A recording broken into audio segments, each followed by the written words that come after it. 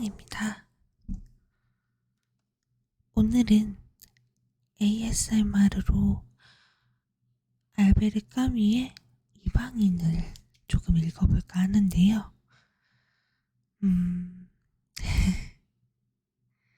재밌게 들어주세요. 오늘 읽을 이방인은 세움에서 나온 번역본입니다.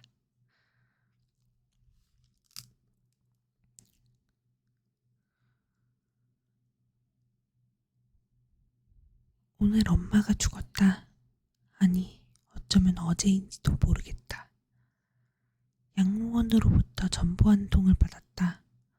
모친 사망, 내일 장례식, 삼가의 도함. 그건 아무 의미가 없다. 아마 어제였을 것이다. 양로원은 알제에서 80km 떨어진 마렌고에 있어서 2시 버스를 탄다면 오후 중에는 도착할 것이다.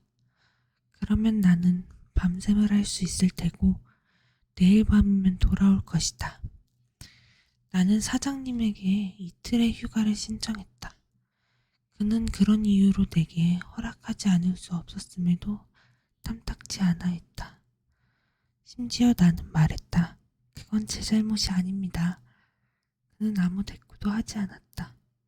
그제야 나는 그에게 그런 말까지 할 필요 없었다는 생각이 들었다. 요컨대 내가 사과를 할 필요는 없었다. 오히려 그가 내게 조의를 표해야 할 일이었다. 하지만 아마 그는 모레 상장을 달고 있는 나를 보면 그렇게 할 것이다. 지금으로선 얼마간 엄마가 돌아가시지 않은 거나 마찬가지였다. 장례를 치른 후에는 반대로 이 일은 정리가 될 테고 모든 게 더 공식적인 모습을 갖추게 될 것이었다. 나는 2시 버스를 탔다. 매우 더운 날씨였다. 나는 평소처럼 셀레스트네의 식당에서 밥을 먹었다. 모두가 내게 기쁜 유감을 표했으며 셀레스트는 내게 말했다. 자네 어머니 한 분뿐이 없었지. 내가 떠날 때 그들은 문까지 따라 나왔다. 나는 조금 정신이 없었다.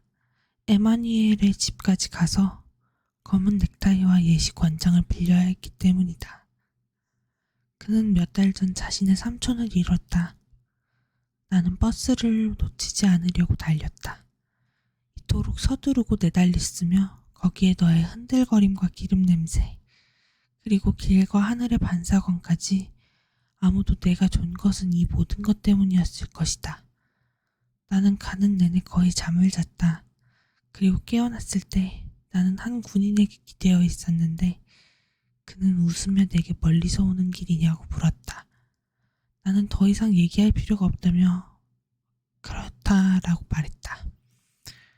양로원은 마을로부터 2km 떨어져 있었다. 나는 걸어서 갔다. 즉시 엄마를 보고 싶었다. 그러나 수인은 내게 원장을 먼저 만나봐야 된다고 말했다. 그는 바빴기에 나는 한동안 기다렸다. 그동안 내내 수인은 말을 해야 됐고 그 다음에 나는 원장을 보게 되었다. 그는 자신의 사무실에서 나를 막았다. 그는 레지옹 도넬의 훈장을 단 작은 체구의 노인이었다. 그는 맑은 눈으로 나를 쳐다보았다.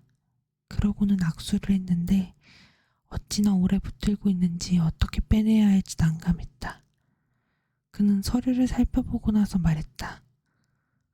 메르소 부인은 3년 전 이곳에 들어왔고 당신이 유일한 부양자였군요. 나는 그가 뭔가 나를 비난하는 것 같아 그에게 설명을 하기 시작했다. 그런데 그가 내 말을 가로막았다. 자신을 정당화하실 필요는 없습니다. 어여쁜 아드님. 나는 당신 어머니 자료를 읽었어요. 당신은 그녀에게 필요한 비용을 댈 수 없었을 겁니다. 어머니는 간병인이 필요했는데 당신 월급은 적었고 이런 걸 모두 고려해보면 어머니는 여기 계시는 게 훨씬 행복하셨습니다. 내가 말했다.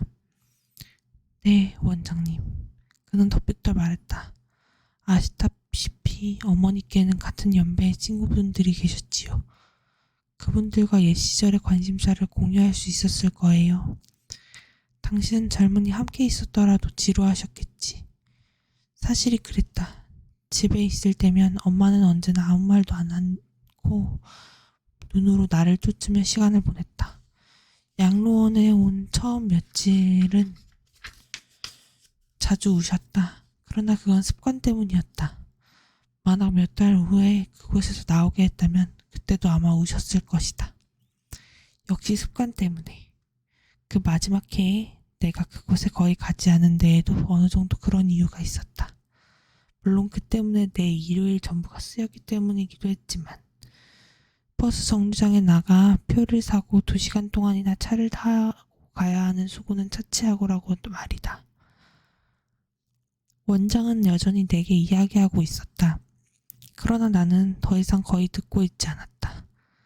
뒤이어 그가 말했다. 어머니가 보고 싶을 테지요. 난 아무 말 하지 않고 일어났고 그는 문을 향해 앞장서 갔다. 층계로 들어서자 그가 설명했다. 어머니를 우리의 작은 빈소로 옮겨두었소. 다른 사람들의 동요를 막기 위해서지요. 재원자 중 한 사람이 죽으면 2, 3일 동안은 다들 신경이 날카로워집니다. 그들을 돌보는 일은 어렵게 만들지요. 우리는 안뜰을 가로질러 갔는데 많은 노인들이 무리를 지어 이야기를 나누고 있다가 우리가 곁을 지날 때에는 말을 멈추었고 다시 우리 뒤쪽에서 대화를 이어갔다. 그 소리가 마치 앵무새들이 소리 죽여 제잘거리는 것 같았다. 작은 건물의 문 앞에서 원장이 나를 떠났다. 나는 이제 가봐야겠소. 메르소 씨. 언제든 내가 필요하시면 사무실로 와요. 원칙적으로 장례식은 아침 10시에 치릅니다. 우리 생각에 그래야 당신이 고인 곁에서 밤샘을 할 수 있을 테니까. 마지막으로 어머니께서는 원노들에게 장례식은 종교장으로 해줬으면 한다는 바람을 종종 드러낸 모양입니다. 필요한 준비는 뭐가 모두 해주었소. 그래도 미리 알려드려야 할 것 같아서. 나는 원장에게 고맙다고 인사했다. 엄마는 무신론자라고까지는 할 수 없었지만 생전에 종교에 대해 생각해본 적은 단 한 번도 없었다. 나는 안으로 들어갔다. 하얗게 석회가 발리고 채광창으로 뒤덮인 매우 밝은 방이었다. 방은 몇 개의 의자와 X자형 받침대를 갖추고 있었다. 방 중앙에 2개의 받침대가 뚜껑이 닫힌 관을 지탱하고 있었다. 호두기름이 칠해진 관뚜껑에서는 완전히 바뀌지 않은 채 빛나고 있는 모델만이 눈에 들어왔다. 관 옆에는 흰색의 가운에 짙은 원색 스카프로 머리를 싸맨 아랍인 간호사 한 명이 있었다. 그때 막 수희가 내 뒤를 따라 들어왔다. 그는 뛰어왔음이 분명했다. 그는 좀 더듬거리며 말했다. 뚜껑을 덮었지만 어머니를 볼 수 있게 관의 못을 빼드릴 수 있습니다. 나는 관을 향해 가는 그를 발렸다. 그가 원치 않으세요? 라고 물었다. 나는 예 라고 답했다. 그는 말을 잇지 못했다. 나는 그렇게까지 말할 필요가 있었을까 싶어서 난감해졌다. 이윽고 그는 잠시 나를 보더니 왜 그러시죠? 하고 물었다. 비난할 의도는 없는 것 같았고 그저 이유나 알고자 하는 듯 했다. 나는 말했다. 저도 모르겠어요. 그는 자신의 흰 수염을 비비꼬면서 나를 쳐다보지도 않고 말했다. 이해합니다. 그는 담백색의 선한 눈빛을 하고 있었는데 살짝 얼굴을 붉혔다. 그는 내게 의자를 권하고는 자기도 약간 뒤로 물러나 앉았다. 간호사가 일어나서 출구를 향해 갔다. 그 순간 수희가 말했다. 저 여자 하감이 났어요. 무슨 말인지 몰라 간호사를 쳐다봤더니 그녀의 머리에 눈 밑으로 붕대가 감겨있는 게 눈에 들어왔다. 코가 있어야 할 부분의 붕대는 밋밋했다. 누가 봐도 그녀의 얼굴에서는 붕대의 흰색밖에 보이지 않았다. 그녀가 나가자 수희가 말했다. 혼자 가시게 저도 나가보겠습니다. 내가 어떤 몸짓을 했는지 모르겠지만 그는 여전히 남아서 내 뒤에 서 있었다. 내 등 뒤에 누가 있는 게 신경 쓰였다. 방 안에는 저물녘의 황혼이 아름답게 들어찼다. 말벌 2마리가 유리창에 부딪히며 붕붕거리고 있었고 졸음이 엄습해오는 게 느껴졌다. 나는 고개도 돌리지 않은 채 수희에게 물었다. 여기 계신 지 오래되셨나요? 그는 즉각 대답했다. 5년 됐습니다. 마치 오래전부터 내 질문을 기다렸다는 듯이. 이후 그는 많은 이야기를 쏟아냈다. 누가 그에게 마랭고양로엔 원수위로 생을 마칠 거라고 말하면 깜짝 놀랄 양으로 그는 64세였으며 8의 사람이었다. 그때 나는 그의 말을 가로막았다. 아, 그럼 여기 분이 아니셨군요. 그제야 나는 그가 나를 원장실로 데려가기 전 엄마에 관해 했던 말들이 떠올랐다. 그는 내게 엄마를 아주 빨리 묻어야 한다고, 특히 이 지방에는 평지의 기온이 뜨겁기 때문이라고 말했다. 그가 파리에 살았었고 그곳을 잊는다는 게 어려웠다는 것을 내게 알려준 것도 그때였다. 파리에서는 때때로 사나흘쯤 시체를 묻지 않고 놔두기도 하지만 여기서는 그럴 시간이 없다며 죽음을 심감한 겨눈도 없이 연구차를 쫓아가야 한다는 것이다. 그러자 그의 아내가 그에게 말했다. 이제 그만하지. 그런 건 이분에게 할 이야기가 아니지. 그러다 영감은 얼굴을 붉히며 사과했다. 나는 중간에 끼어들어 말했다. 아닙니다. 괜찮습니다. 나는 그의 말이 일리 있고 흥미롭다고 생각하고 있었던 것이다. 그는 그 작은 빈소 안에서 자신은 극빈자였기 때문에 양로원에 오게 되었다고 내게 알려주었다. 스스로 정정하다고 느꼈기에 이수희 자리를 자청했다고 한다. 나는 그에게 요컨대 당신도 이곳의 재원자이지 않느냐고 꼬집어 물었다. 그는 아니라고 대답했다. 나는 이미 그가 다른 재원자들은 그들, 다른 사람들 또는 가끔이지만 늙은이들이라고 지칭하는 것을 듣고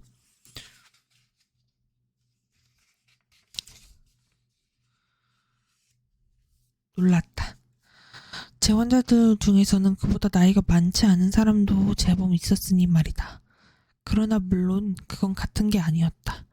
그는 수희니까 어느 정도 그들에 대한 권한도 가지고 있긴 할 거였다. 마침 그때 수희가 들어왔다. 갑자기 땅거미가 지기 시작했다. 채광창 위로 아주 빠르게 어둠이 쌓여갔다. 수희가 스위치를 켰고 남은 갑작스럽게 쏟아지는 불빛으로 인해 눈앞이 깜깜해졌다. 그는 내게 수노원 안에 있는 식당에 가서 저녁을 먹고 오라고 권했다. 그러나 나는 배가 고프지 않았다. 그러자 그가 카페오레를 한 잔 가져다 주겠나라고 했다. 나는 카페오레를 매우 좋아했으므로 그래달라고 했고 잠시 후 그는 쟁반을 하나 받쳐들고 돌아왔다. 나는 커피를 마셨다. 그러자 담배를 피우고 싶어졌다. 하지만 나는 어머니 앞에서 그래도 되는 건지 알 수 없어 망설였다. 나는 곰곰이 생각해 보았으나 그건 전혀 중요치 않았다. 나는 수희에게 담배를 한 대 권하고 함께 담배를 피웠다. 와중에 그가 말했다. 아시다시피 댁 어머니 친구분들 또한 밤샘을 하러 올 겁니다. 관심이니까요. 저는 의사들과 블랙커피를 준비하러 가봐야만 합니다. 나는 그에게 전등 하나를 꺼내줄 수 있냐고 물었다. 흰 벽에 반사되어 번쩍이는 불빛 때문에 무척 힘들었기 때문이다. 그는 그건 불가능하다고 말했다. 설치가 그렇게 된 것이라 다 켜든지 아니면 아예 꺼야 한다고. 나는 그에게 더는 별다른 주의를 기울이지 않았다. 그는 나갔다가 돌아왔고 몇 개의 의자를 배치했다. 한 의자 위에는 커피 포트를 올려놓고 그 주위에 차찬들을 포개놓았다. 그리고는 나의 맞은편, 즉 어머니의 시신 건너편 쪽에 앉았다. 간호사 역시 방 안쪽에 있었지만 그녀는 나를 등지고 있었다. 나는 그녀가 무엇을 하고 있는지 보일 수 없었다. 그러나 팔을 놀리는 모양새로 보아 그녀는 뜨개질을 하고 있는 것이 분명하다는 생각이 들었다. 아늑했다. 커피에 몸이 따뜻해졌고 얼려진 문으로 꽃향기가 밤 공기에 실려 들어왔다. 나는 반쯤 잠이 들었던 것 같다.